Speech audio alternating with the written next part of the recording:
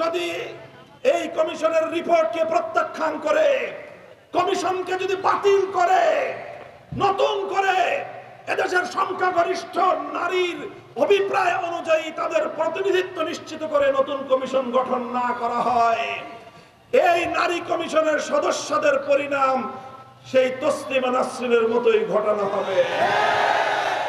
তসলিমা নাসরিন গেছে যেই পথে, নারী কমিশন যাবে সেই পথে। প্রফেসর ইউনূস সাহেবকে বলি, এদেশে ইসলামের সঙ্গে পাঞ্জা লড়তে আসবেন না। আমরা বলি, বর্তমান এই সংস্কার কার্যক্রমকে এদেশের আলেম সমাজ, ইসলামী সংগঠনগুলো স্বাগত জানিয়েছে, আমরাও সাধুবাদ জানিয়েছি। কিন্তু দুঃখ এবং পরিতাপের বিষয়, গত 19 এপ্রিল নারী বিষয়ক সংস্কার কমিশন প্রধান উপদেষ্টা বরাবর নারী অধিকার সংস্কারের যে প্রস্তাবনা জমা দিয়েছে, সেই প্রস্তাবনা দেখে দেশপ্রেমিক তাওহীদি জনতা স্তম্ভিত হয়ে পড়েছে। সেই কমিশনে এমন ভয়াল বক্তব্য, এমন ধৃষ্টতাপূর্ণ কথা বলা হয়েছে, বিগত ফ্যাসিবাদী আমলে ভারতের দালাল হিন্দুত্ববাদী আওয়ামী লীগের কর্নেল স্পেন্সারও এই কথা বলার সাহস পায় না। কুলাঙ্গাররা বলে, বাংলাদেশে নারী পুরুষের মধ্যে বৈষম্যের প্রধান কারণ হলো ধর্মীয় উত্তরাধিকার আইন এবং ধর্মের পারিবারিক আইন। অর্থাৎ আপনারা জানেন, আল্লাহর কোরআন পৃথিবীতে নাজিল হয়েছে দুনিয়াতে বৈষম্য দূর করে ইনসাফ কায়েম করার জন্য। আর এই তসলিমা নাসরিনের উত্তরসূরি, তার প্রেতাত্মা নারী কমিশনের সদস্যরা তারা বলে যে কোরআনের বিধানের কারণেই নারী পুরুষের বৈষম্য তৈরি হয়েছে। এই আস্পর্ধা তাদেরকে কে দিল?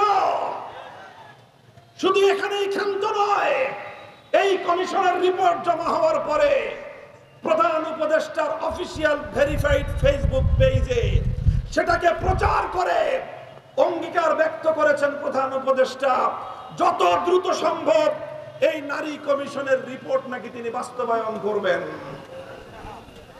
আমরা ডক্টর ইউনূস সাহেবকে বলি, এদেশের তাওহীদি জনতা আপনাকে সমর্থন দিয়ে যাচ্ছে, কিন্তু মনে রাখবেন এ সমর্থন নিঃশর্ত সমর্থন নয়। আপনি যদি আল্লাহর কোরআনের বিরুদ্ধে দাঁড়িয়ে যান, আপনাকে মঞ্চ থেকে, ক্ষমতার গদি থেকে উৎখাত করতে এতটুকু হৃদয় কাঁপবে না আমাদের। কোরআনের বিরুদ্ধে পদক্ষেপ গ্রহণ করলে আপনার পরিণতিও শেখ হাসিনার চেয়ে ভিন্ন কিছু হবে না। আমরা পরিষ্কার ভাষায় বলতে চাই, ইসলাম নারীকে সমান নয় বরং পুরুষের চেয়ে অগ্রাধিকার প্রদান করেছে। আবার বলছি, ইসলাম নারীকে অগ্রাধিকার প্রদান করেছে।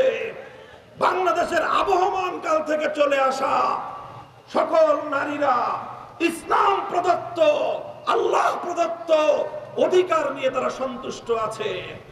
কিন্তু এদেশের নারী সমাজের প্রতিনিধিত্ব না নিয়ে তসলিমা নাসরিন মার্কা কিছু কুলাঙ্গারকে দিয়ে, পশ্চিমা জীবনধারায় বিশ্বাসী কিছু এনজিও কর্মীদেরকে দিয়ে ডক্টর ইউনূস সাহেব নারী কমিশন গঠন করিয়ে আল্লাহর কোরআনের বিরুদ্ধে আপনি কটাক্ষ করিয়েছেন।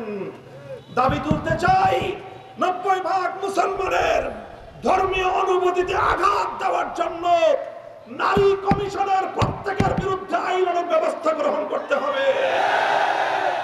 যদি এই কমিশনের রিপোর্টকে প্রত্যাখ্যান করে, কমিশনকে যদি বাতিল করে, নতুন করে এদেশের সংখ্যাগরিষ্ঠ নারীর অভিপ্রায় অনুযায়ী তাদের প্রতিনিধিত্ব নিশ্চিত করে নতুন কমিশন গঠন না করা হয়, এই নারী কমিশনের সদস্যদের পরিণাম সেই তসলিমা নাসরিনের মতোই ঘটানো হবে। তসলিমা নাসরিন গেছে যেই পথে, নারী কমিশন যাবে সেই পথে। প্রফেসর ইউনূস সাহেবকে বলি, এদেশে ইসলামের সঙ্গে পাঞ্জা লড়তে আসবেন না। আল্লাহর কোরআনের সঙ্গে যুদ্ধে অবতীর্ণ হবেন না। শাহাদাতের রক্ত দিয়ে আমরা আল্লাহর কোরআনের দুশমনকে মোকাবেলা করে ছাড়ব ইনশাআল্লাহ।